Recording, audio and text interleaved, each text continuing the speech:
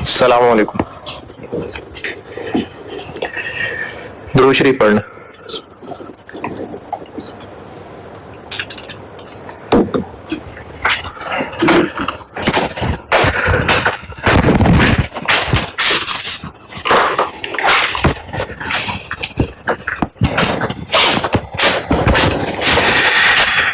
हाँ जी, मैंने कहा था कि दिसंबर 14 का क्वेश्चन नंबर 1 पढ़िएगा, उसके बाद लेक्चर 66 लगाइएगा।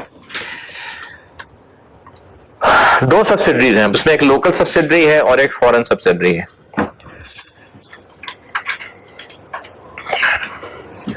इस सवाल को एग्जैक्टली वैसे नहीं कर पाएंगे जिस तरह पिछला सवाल किया था, उसकी रीजन है, अभी करता हूं। इसके लिए एक और काम करना पड़ेगा। बेशक मैंने आपको एसओसीआई आज नहीं पढ़ाई, कल पढ़ाऊंगा। आज बैलेंस शीट का एक सवाल करा रहा हूं और एक सवाल होमवर्क दे रहा हूं, लेकिन एक फार्मूला दिखाना है, बस नोट्स पे आए। उसमें पेज 2, हाँ 2 के तकरीबन एंड पे ये जो ट्रांसलेशन का एक्सचेंज गेन या लॉस फॉर द ईयर है, ये निकालने का एक फार्मूला लिखा हुआ है। क्लोजिंग इक्विटी है क्लोजिंग रेट पे, उसमें से माइनस की हुई है ओपनिंग इक्विटी ओपनिंग रेट पे, यानी लास्ट ईयर वाली। फिर माइनस किया हुआ है पैट एवरेज रेट पे, और प्लस किया हुआ है अगर फॉर द ईयर को डिविडेंड था एक्चुअल रेट पे। देखें, अगर वैसे देखा जाए तो opening plus PAT minus dividend is equal to closing, यही होना चाहिए। लेकिन अगर ये बराबर नहीं आ रहे, तो क्यों बराबर नहीं आ रहे? एक्सचेंज रेट्स के फर्क की वजह से। तो जो इनमें डिफरेंस आएगा वो एक्सचेंज गेन या लॉस फॉर द ईयर होगा। जो पिछला सवाल था उसमें मैंने बैलेंस शीट से बैलेंसिंग फिगर निकाली थी, वो जो काली नीली बैलेंस शीट थी, वो फॉर द ईयर निकला था। वो जो एक्सचेंज रिजर्व कहा था जिसको मैंने, क्यों क्यूमुलेटिव क्यों था? क्योंकि हमने बैलेंस शीट से बैलेंसिंग फिगर निकाली थी। तो बैलेंस शीट में फॉर द ईयर चीजें नहीं होती हैं, तो चूंकि हमने वो बैलेंस शीट से निकाला था तो वो क्यूमुलेटिव क्लोजिंग बैलेंस निकला था।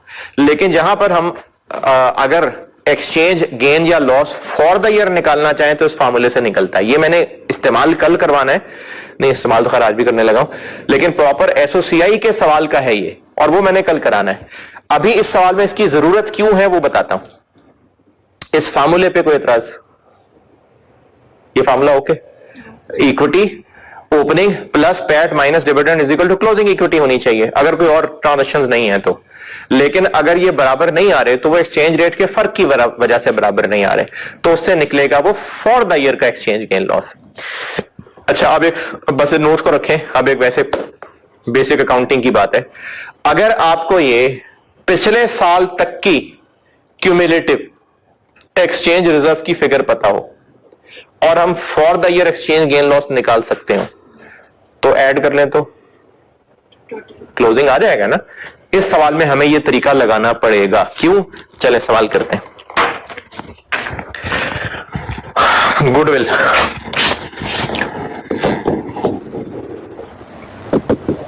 एक लोकल सब्सिडरी है, एक फॉरेन सब्सिडरी है, और फॉरेन सब्सिडरी में क्या है? Currency CU, okay CU. और ये हम लोग सीयू पे रखेंगे पहले, और साथ फिर एक्सचेंज रेट और रुपीस में, और ये जो लोकल सब्सिडरी है ये तो है ही रुपीस में। चलें जी, इन्वेस्टमेंट ये कितनी?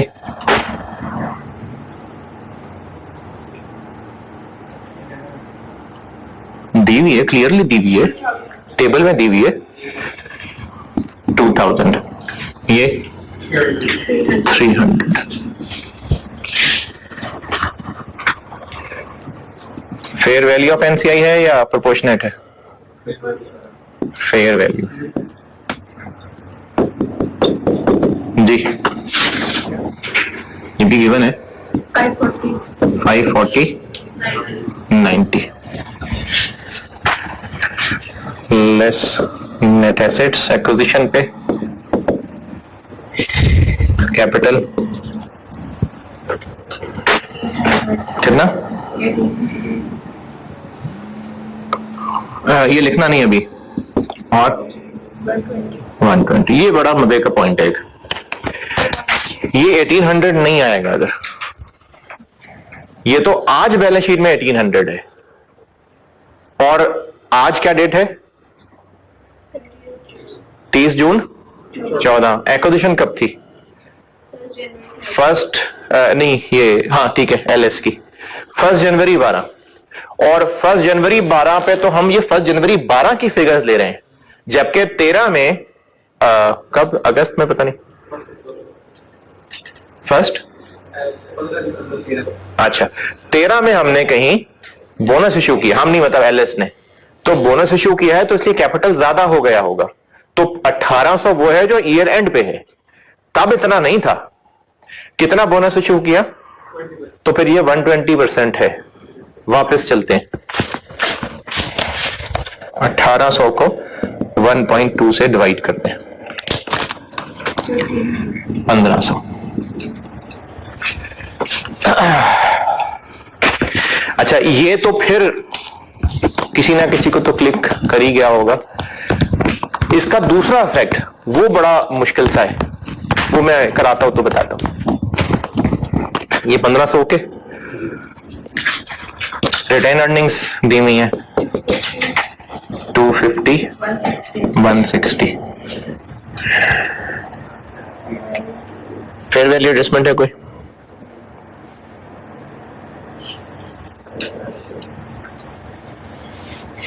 जी नहीं है, कंटिंजेंट लायबिलिटी है कितनी,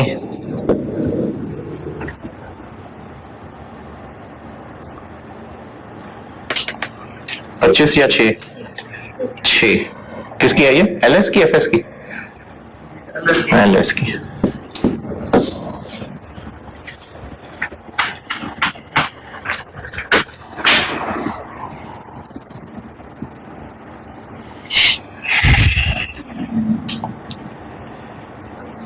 वन 1744 और 280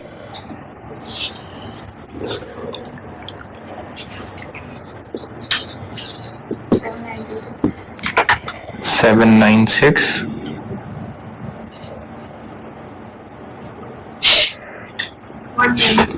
1।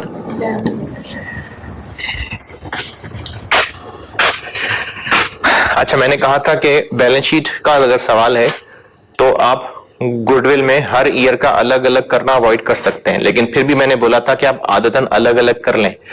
इस सवाल में भी अलग की जरूरत पड़ेगी। तो पहले इसको एफएस को कब खरीदा था, तो इसको एक तो हम क्लोज करते हैं 30 जून 13 पे, इंपेयरमेंट है किस में, एलएस में एफएस में, कब है,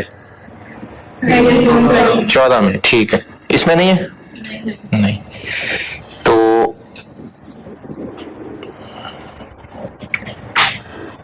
कितनी है इंपेयरमेंट,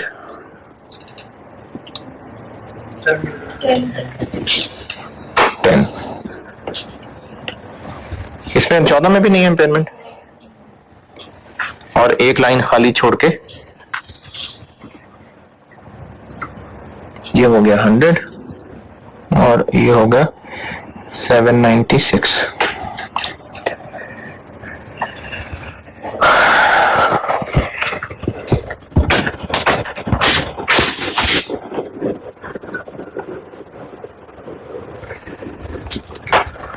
जी, इस 110 पे कौन सा एक्सचेंज रेट, 1 जुलाई 12 पे क्या था,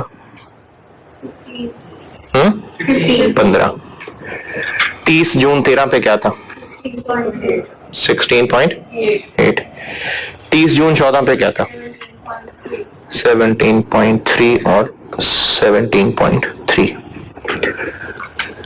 नीली गुडविल कितने हो गए, 1650 और 30 जून 13 वाली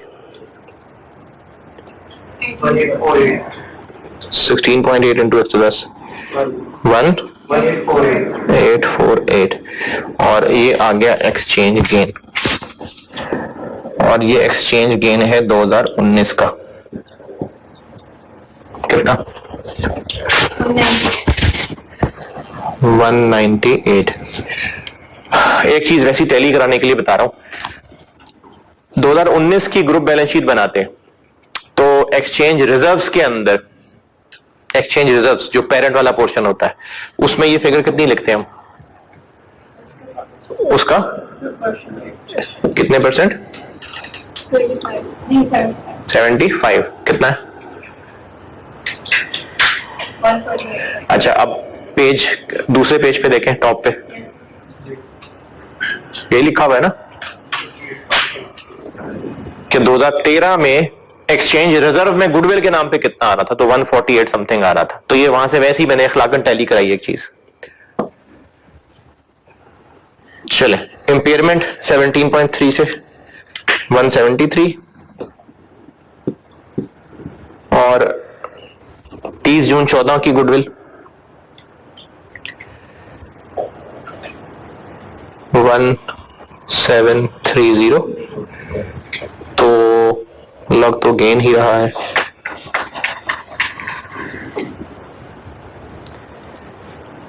$55 ये हो गया एक्सचेंज गेन 2020 का।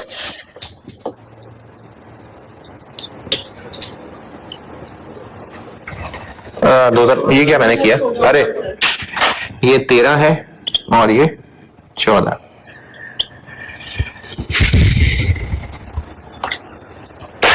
ये हो गई गुडविल।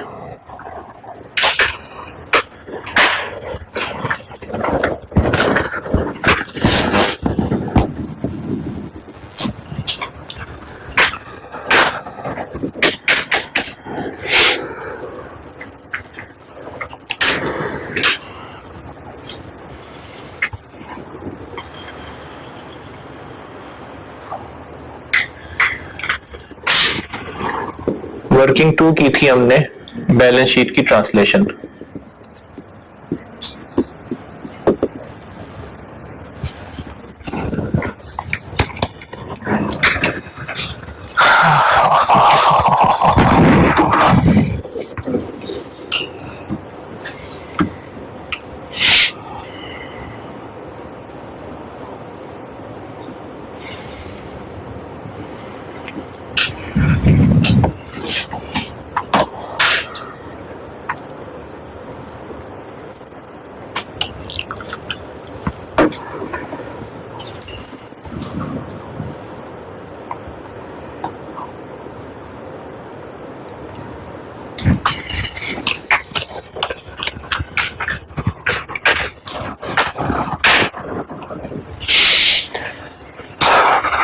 जल्दी जल्दी 9:30 हो गए।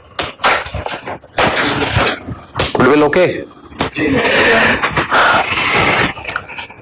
अब मैं बैलेंस शीट पूरी और उससे वो बैलेंसिंग फिगर एक्सचेंज रिजर्व नहीं निकाल सकता। इसका एक हिंट तो ये मिल रहा है कि आपको जब पिछले साल तक के एक्सचेंज रिजर्व दे ही दिए हैं तो इसीलिए दिए होंगे ताकि फॉर द ईयर निकाल के बस उसमें ऐड कर दें और क्लोजिंग निकाल लें। एक हिंट ये है और मसला ये है कि मैंने जब इक्विटी पोर्शन लिखना था तो एक्वायर किए हुए कितना अर्सा हो गया 2 साल हो गए ना। तो मैंने 13 का पैट अलग और 14 का पैट अलग लिखना था। 14 का तो एवरेज रेट दिया हुआ है 13 का एवरेज रेट भी नहीं दिया हुआ तो फिर हम वो काम नहीं कर सकते। हम इस बैलेंस शीट में बैलेंसिंग फिगर वो नहीं निकाल सकते एक्सचेंज रिजर्व। तो इसी को कंपनसेट करने के लिए और दूसरा इशारा कि आपको सवाल में पिछले साल तक के एक्सचेंज रिजर्व दे दिए हैं तो फिर अब हिंट मिल गया कि हम सिर्फ for the year exchange reserve निकाल लेंगे एक्सचेंज रिजर्व नहीं गेन और वो उसमें ऐड करेंगे तो बैलेंस शीट के एक्सचेंज रिजर्व वाली फिगर बन जाएगी। तो मैं प्रॉपर बैलेंस शीट तो नहीं बनाता लेकिन फिर भी हमने एसेट्स लायबिलिटीज तो लेना ही है ना तो एसेट्स लायबिलिटीज बना लेते हैं बस बहुत है।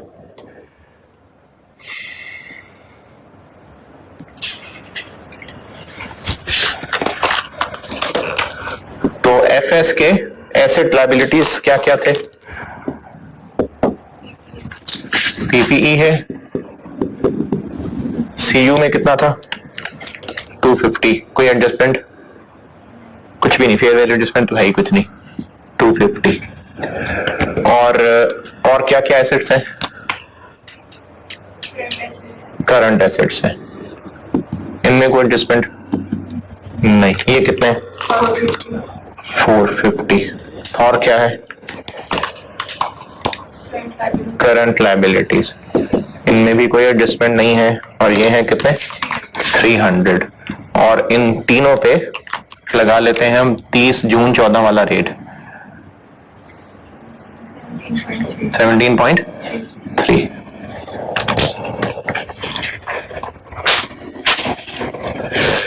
पूरी बैलेंस शीट नहीं बना रहा, लेकिन ये तो चाहिए ना, कंसोलिडेशन करनी है।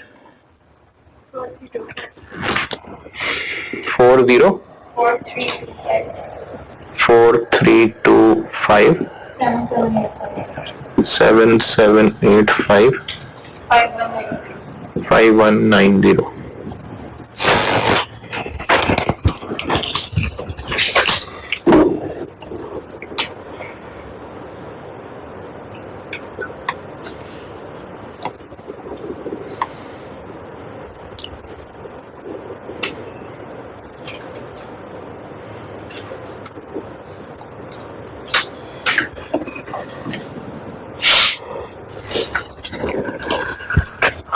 तो जब बैलेंस शीट कंसोलिडेट होगी तो ये फिगर्स इस्तेमाल कर लेंगे।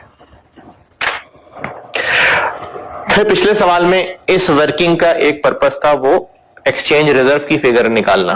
तो वो हम इस बैलेंस शीट से नहीं निकाल सकते, क्योंकि 2013 के पैड पे हम 2013 का एवरेज रेट लगाते वो नहीं है। तो इसलिए मैंने फिर वो रास्ता ही छोड़ दिया, इस बैलेंस शीट को यहीं रोक दिया। हाँ, एक्सचेंज रिजर्व निकाल सकते हैं। अभी मैंने एसओसीआई वाले नोट्स में से एक फार्मूला पढ़ाया है, उससे क्या निकलेगा? For the year. तो फॉर द ईयर निकाल लेंगे, ओपनिंग दिया हुआ है तो वर्किंग 3 कह लेते हैं। एक्सचेंज रिजर्व निकालते हैं।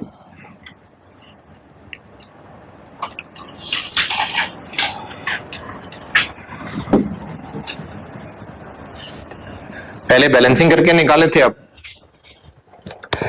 ओपनिंग में फॉर द ईयर ले लेते हैं।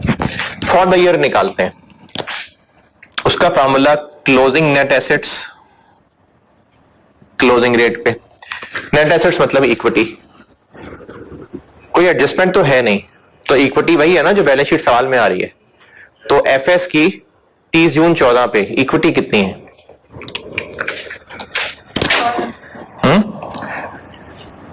कितनी? 400। और इस पे लगा लेते हैं 17.3।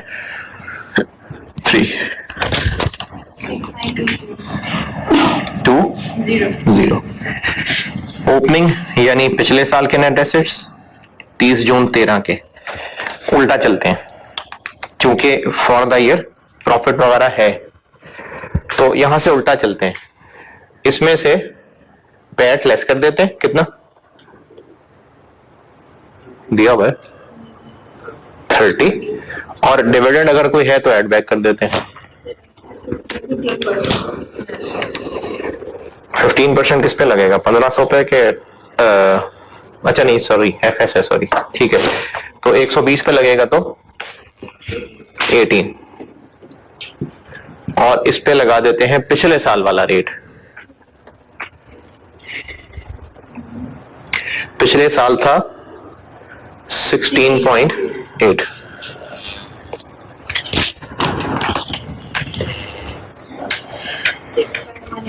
$65.4।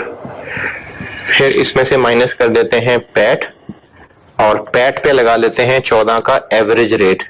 30 के ऊपर 14 का एवरेज 17,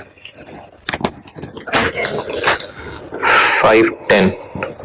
फिर इसमें ऐड कर लेते हैं डिविडेंड, जो कि यही 18 है ये, और इस पे उसी दिन वाला रेट पता है 16.9।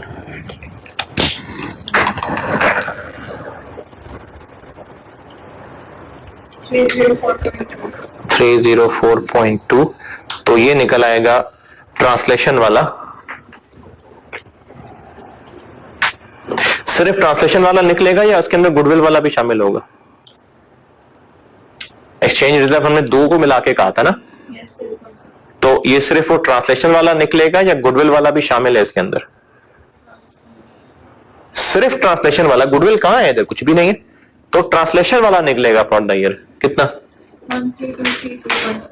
13 ज्यादा लग रहा है मुझे। 195.8।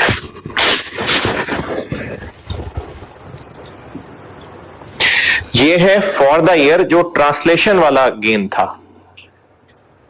पिछले सवाल में बैलेंस शीट से जो बैलेंसिंग फिगर निकाली थी ना, वो इसका क्यूमुलेटिव था।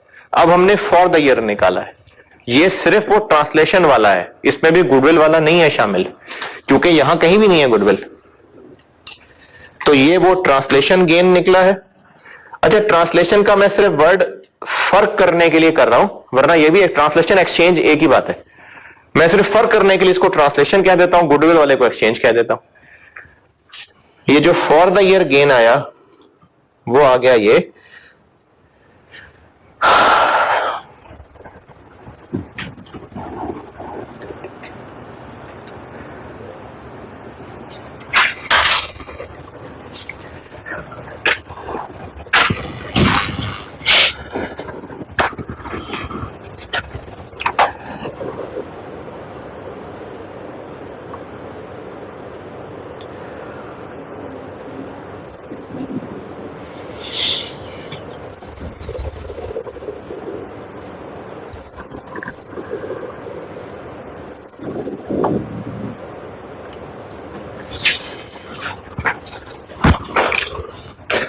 एनसीआई फेयर वैल्यू पे, तो फिर गुडविल वाले को भी इसमें साथ ही मिला देते हैं, इकट्ठे ही इस पे 75 और 25 लगा लेंगे।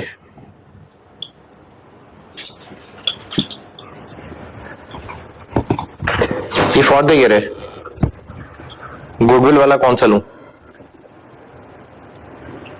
55। तो फॉर द ईयर जो एक्सचेंज गेन निकला पूरा वो इतना निकल आया 250.8। अब इसमें हम वो ओपनिंग ऐड कर देंगे तो ये बैलेंस शीट के एक्सचेंज रिजर्व्स बन जाएंगे।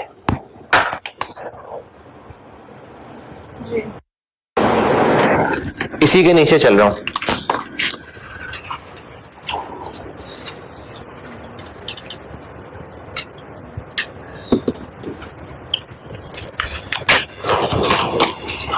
ओपनिंग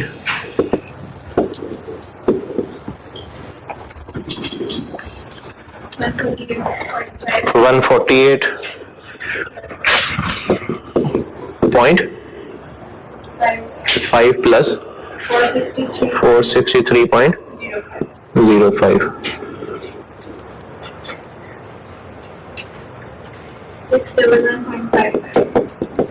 और ये फॉर द ईयर वाला इसमें ऐड कर दें।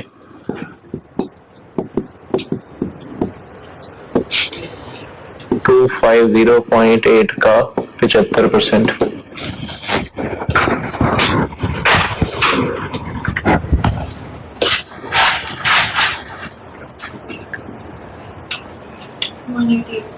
$98.1। तो बैलेंस शीट के लिए बन गई फिगर 799.65। वर्किंग्स तकरीबन मैं उसी तरतीब से कर रहा हूं, बस फर्क ये पड़ा जो मैंने पिछला सवाल किया था, गुडविल की वर्किंग की थी वैसे ही किया मैंने। पूरी बैलेंस शीट की ट्रांसलेशन की थी, उससे एक पर्पस ये निकालना था और दूसरा पर्पस वो एक्सचेंज रिजर्व का क्लोजिंग बैलेंस निकालना था।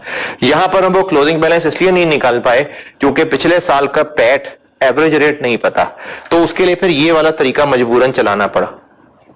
और वो जो यहां बैलेंसिंग करके निकालना था ये वो निकाल लिया हमने। बैलेंसिंग करके निकलना था, उसमें गुडविल ऐड करनी थी, ये वो वाला एंड फिगर आ गया। तो जो पहले भी सवाल किया था उसमें सिर्फ ये थोड़ा सा पैटर्न का फर्क पड़ गया, वरना वही वर्किंग 1 2 3 वही किए मैंने।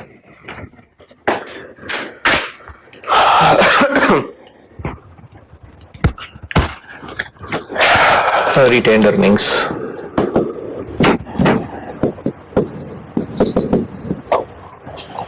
ECL, LS और FS।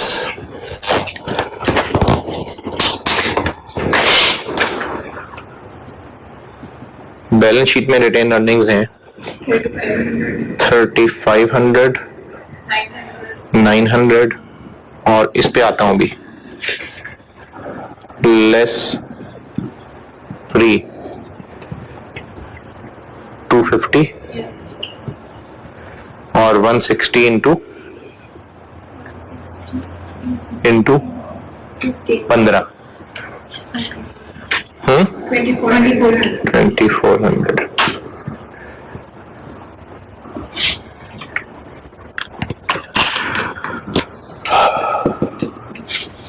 चलें कैमरे के उस पार वाले लेक्चर रोक के और जो यहां बैठे हुए हैं वो सांस रोक के ट्राई करें ये फिगर निकालना। एफएस की रुपीज में ईयर एंड पे रिटेन अर्निंग्स देखें, ढूंढें, सवाल का डाटा देखें, जो वर्किंग्स अभी तक कर चुके हैं उन पे गौर करें, वर्किंग 3 पे खास तौर पे, और ये फिगर निकालें। रोक दे लेक्चर, रोक दे। ये रिटेन अर्निंग, ये जो अभी इस वक्त एफएस की रिटेन अर्निंग है, थोड़ा थोड़ा सा दूर रह गया, नहीं इतना थोड़ा नहीं है। ये जो यहां पर मैंने रिटेन अर्निंग लिखनी है अभी इस वक्त, ये इसकी इक्विटी है। एक बात जबानी कर रहा हूं, देखें शायद समझ आए। जो मैंने पिछला सवाल किया था अभी पिछली क्लास के अंदर, उसमें एसेट्स सारे के सारे क्लोजिंग रेट पे थे। अभी जो पिछला सवाल मैंने पूरी बैलेंस शीट बनाई थी, एसेट्स सारे क्लोजिंग रेट पे थे, लायबिलिटीज सारी क्लोजिंग रेट पे थी, और हमने वो जो बैलेंसिंग फिगर एक्सचेंज रिजर्व डाला था, ट्रांसलेशन इक्विटी का हिस्सा है ना, वो भी डल गया। तो अब सारी इक्विटी वो भी तो क्लोजिंग रेट पे ही आ गई। तो ये जब हमने एफएस की इक्विटी क्लोजिंग रेट पे निकाल ली, तो अब ये वो फिगर है जिसमें कैपिटल, रिटेन अर्निंग्स और वो ट्रांसलेशन रिजर्व शामिल हैं। देखें बैलेंस शीट में एसेट्स, लायबिलिटीज और इक्विटी, अगर ये टैली है तो एसेट्स भी क्लोजिंग रेट पे हैं, लायबिलिटीज भी क्लोजिंग रेट पे हैं, तो इसका मतलब इक्विटी भी क्लोजिंग रेट पे है, तभी तो टैली है। और वो क्लोजिंग रेट पे कैसे आ गई? जब हमने बैलेंसिंग फिगर ट्रांसलेशन रिजर्व डाल दिए। तो मैंने एफएस की इक्विटी सीयू वाली क्लोजिंग रेट पे जब ट्रांसलेट कर ली, तो ये वो फिगर है जिसमें कैपिटल, रिटेन अर्निंग्स और ट्रांसलेशन रिजर्व शामिल है। तो मैं इसमें से कैपिटल और ट्रांसलेशन रिजर्व निकाल दूं तो पीछे रिटेन अर्निंग रह जाएगी। रिटेन अर्निंग निकालता हूं, ये इधर जगह दी अल्लाह ने, यहां पर आते हैं। एस के क्लोजिंग नेट एसेट्स ये निकाले हुए हैं हमने 6920। कैपिटल निकाल देता हूं उसमें से। कैपिटल था इसका 120 इंटू 15। अरे कैपिटल तो वही है ना, कैपिटल थोड़ी ईयर एंड वाले पे आ गया। कैपिटल तो वही पुराना एक्विजिशन वाला है ना। आप वो बैलेंस शीट देख लें जो पीछे बनाई हुई थी, कैपिटल और प्री एक्विजिशन किस पे लिखे थे? वो तो एक्विजिशन डेट पे थे। वो जब ट्रांसलेशन रिजर्व डाला ना बैलेंसिंग, उसकी वजह से इन द एंड पूरी इक्विटी 17.3 पे आ गई। हर आइटम नहीं 17.3 पे आ गई। तो कैपिटल तो वही एक्विजिशन डेट वाले रेट का है। कितना? 1800 माइनस इसमें से क्यूमुलेटिव ट्रांसलेशन, क्यूमुलेटिव या फॉर द ईयर? क्यूमुलेटिव। ये देखें, गुडविल वाला नहीं, ट्रांसलेशन वाला। ओपनिंग कितना दिया हुआ? नहीं 463 पॉइंट, ये पूरा नहीं है।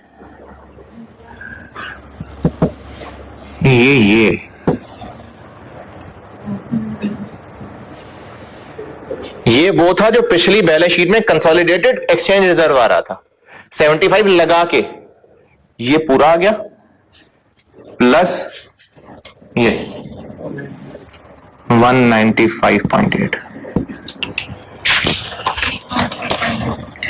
813.2 बाकी रिटेन अर्निंग्स है।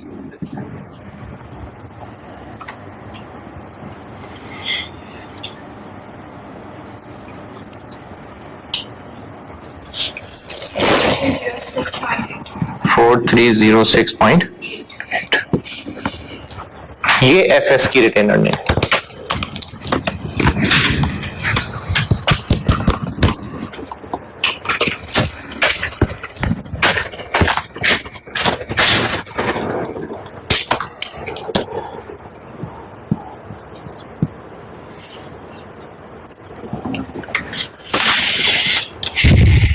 ये बनी थी 160 इंटू 15 करके, और ये बनी है वर्किंग 3.1 से।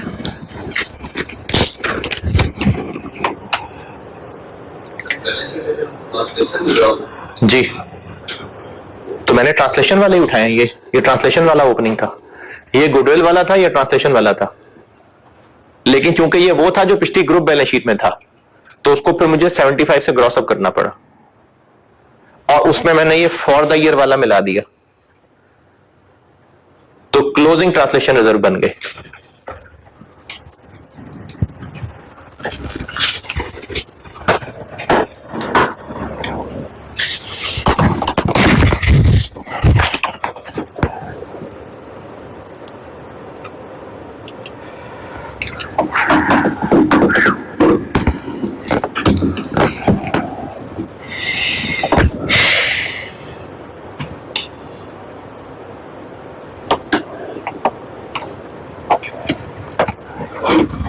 और क्या क्या है?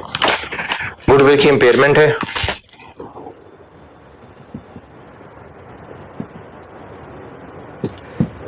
एनसीआई फेयर वैल्यू पे है, तो फिर इस कॉलम में से 173।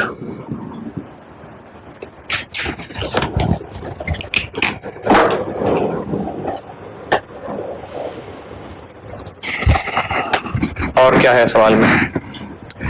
कंटिजेंट लायबिलिटी अब सेटल हो गई हुई है, तो सेटल हो गई हुई है मतलब एक लायबिलिटी जो बैलेंस शीट में नहीं है, तो उसकी फेयर वैल्यू एडजस्टमेंट को रिटेन अर्निंग्स में ऐड कर देते हैं।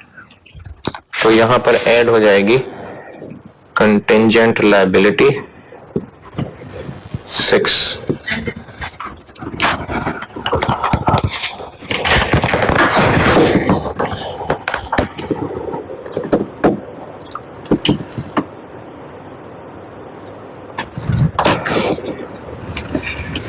और सवाल में कोई एडजस्टमेंट?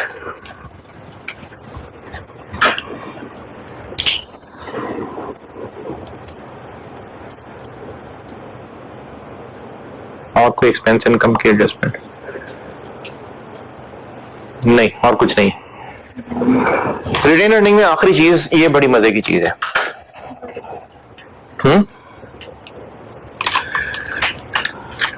एलएस का बैलेंस शीट में कैपिटल कितना आ रहा है? 1800।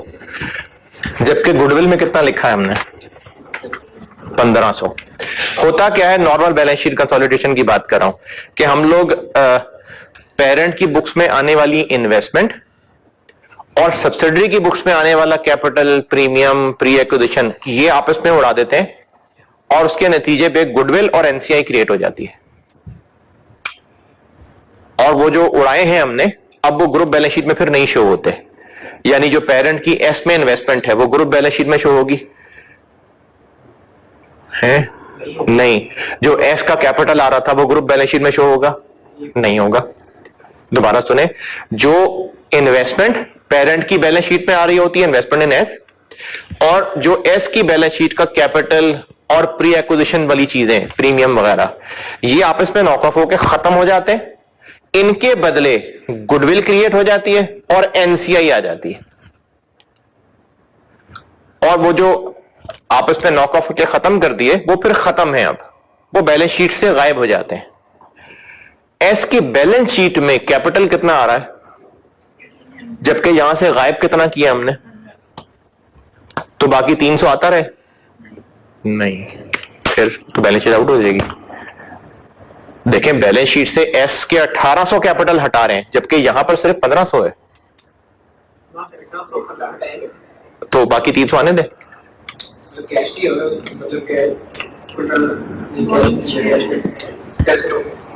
देखें वो तो एस का सारा कैपिटल कैश वाला ही होता है, तो क्या देखो एस की बैलेंस शीट से कैपिटल प्रीमियम हट जाते हैं, पेरेंट की बैलेंस शीट से इन्वेस्टमेंट हट जाती है, और इनकी नेट होने के बदले गुडविल आ जाती है और एनसीआई क्रिएट हो जाती है, जो उससे पहले नहीं होती।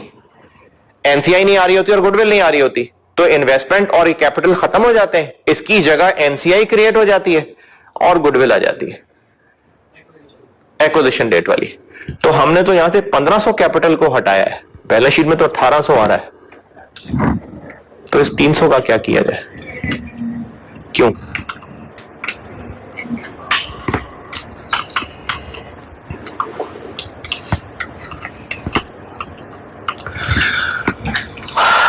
वैसे अगर देखा जाए तो नेट एसेट्स पे फर्क नहीं पड़ा, क्योंकि बोनस इश्यू हुआ है बीच में, बोनस इश्यू, बोनस डिविडेंड था। ये 300 क्या था? ये 20% क्या था? ये बोनस डिविडेंड था। Retain earning debit, share capital credit. तो अब अगर हम कैपिटल खत्म कर रहे हैं तो वो जो रिटेन अर्निंग में डेबिट आया हुआ है फिर वो भी खत्म करें। है कैपिटल खत्म हो रहा है ना, बेशक पोस्ट एक्विजिशन है, लेकिन क्या वो कैपिटल रहे बैलेंस शीट में? एनसीआई पे इसका फैक्ट देखना आ जाएगा, अभी मैं काम करूंगा, आ जाएगा एनसीआई पे उसका फैक्ट आ जाएगा। एनसीआई की फिगर में ये तो नहीं आ रहा होता कि कैपिटल इतना है और टोटल फिगर आ रही होती है ना, वो देखना आ जाएगा। चूंकि 300 को भी खत्म करना है, मतलब इस बोनस डिविडेंड वाले को रिवर्स कर देते हैं, तो रिवर्स करें तो कैपिटल वापस डेबिट, रिटेन अर्निंग्स क्रेडिट, तो उस बोनस इश्यू वाले रिवर्सल को यहां रिटेन अर्निंग में ऐड कर देंगे हम।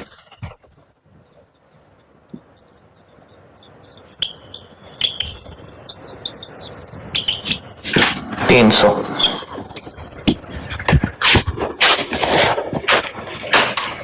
जब इस पे एनसीआई का हिस्सा लगेगा तो एनसीआई बढ़ जाएगा ना, तो वही है जो उसको बोनस इश्यू हुआ हुआ।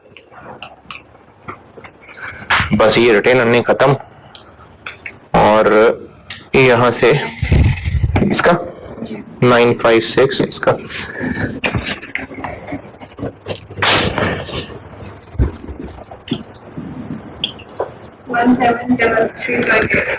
और इसके शेयर आ जाएंगे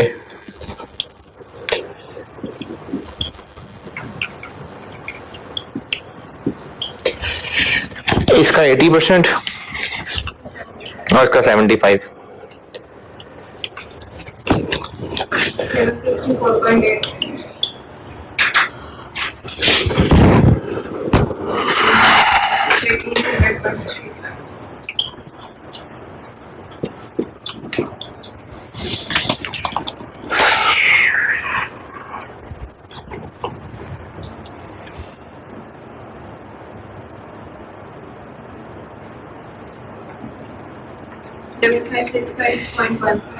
डबल 565.15।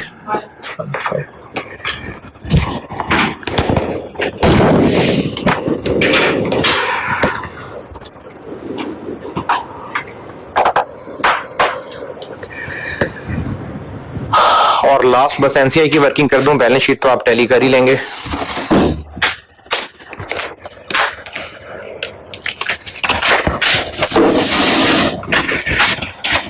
यार ये पोर्शन आएगा ना,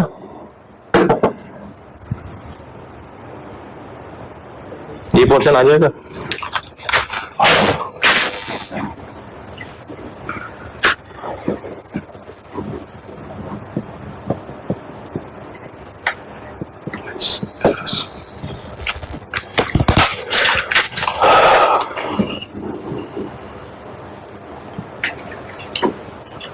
$540 और ये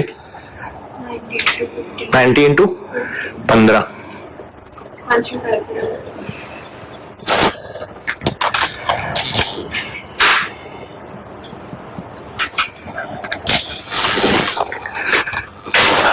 रिटेन अर्निंग्स इसका 20%, इसका 25%।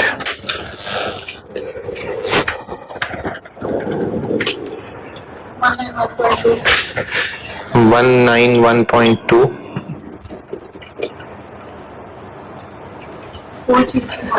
433.45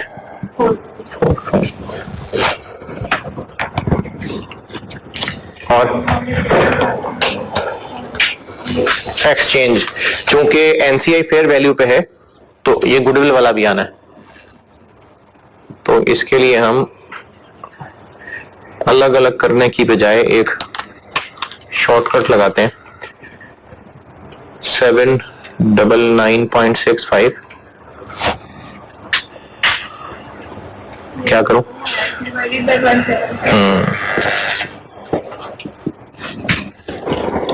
पूरा निकाला तो हुआ है, इसमें गुडविल वाला भी है, तो एनसीआई को भी जाना है गुडविल वाला, तो इसी से निकाल लेते हैं। 266.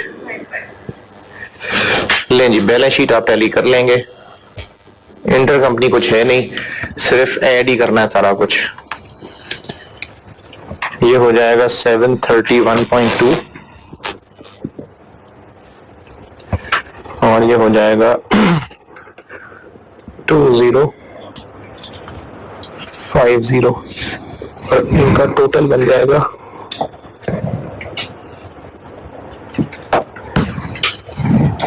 2781.2। बैलेंस शीट हो जाएगी टैली, अब कोई एडजस्टमेंट नहीं है, सिर्फ एडिशन ही है। जी कंसोलिडेशन में हम सब्सिडरी एस के कैपिटल नहीं लिखते ना। हाँ अच्छा देखो, अगर बोनस हुआ है तो हमें भी मिला होगा, तो वो जो हमें मिला होगा उसकी एंट्री तो हमने कोई नहीं, बोनस इशू की एंट्री इन्वेस्टर तो कोई नहीं करता, इन्वेस्टर बोनस की तो कोई एंट्री नहीं करता ना, उसको तो मुफ्त में शेयर मिल जाते हैं, लेकिन वो कैपिटल भी हमारे पास है, उसका 60%, 75, 80% हमारे पास है। तो एस के वो सारे शेयर जो हमारे पास हैं वो ग्रुप बैलेंस शीट में से तो गायब है ना, तो वो उन 300 में से जो हमारे पास है वो गायब करने, और जो एनसीआई के पास है वो एनसीआई के नाम पे डलने। तो जब मैंने यहां पर इसको ऐड कर दिया तो एनसीआई में उसका, और हमारा हिस्सा इसलिए आया क्योंकि बैलेंस शीट आउट हो जाएगी वरना, कैपिटल उड़ा दिया है, तो उससे जो रिटेन अर्निंग में कमी हुई है वो भी पूरी करें। फिर इसकी बैलेंस शीट टैली हो जाएगी, सिर्फ ऐड करनी है चीजें और कुछ भी नहीं है। और एक बैलेंस शीट का सवाल आप कल कराइए, आप कराइए जून 2017 क्वेश्चन नंबर 1।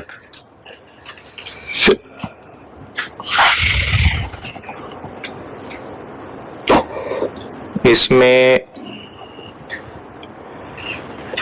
हाँ जी, इसमें आईकैप के सोल्यूशन में एक गलती थी, 2 गलतियां थी इनफैक्ट, तो मैं आपको सोल्यूशन दे रहा हूं, करने के बाद देखिएगा। जून 17 क्वेश्चन नंबर 1 ये कराइएगा, और फिर मैं आपको एसओसीआई कल इंशाल्लाह कराता हूं। क्वेश्चन 1 ठीक है, तो क्या हुआ? इंश्योरेंस कंपनी के ऑडिट होते हैं, क्यों नहीं होते? इंश्योरेंस ऑडिट में, रिपोर्टिंग में है, सवाल भी आते हैं, क्यों? वो आखिरी ग्रेड में है ना इंश्योरेंस।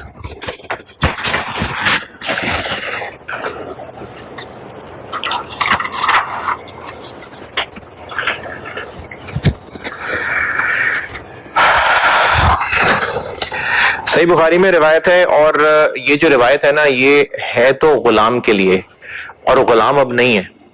और कुछ लोगों को ये ख्याल है कि जो मुलाजिम है वो गुलाम के हुक्म में आते हैं, नहीं, गुलाम एक टोटली डिफरेंट कॉन्सेप्ट था जो अब दुनिया में एग्जिस्ट नहीं करता।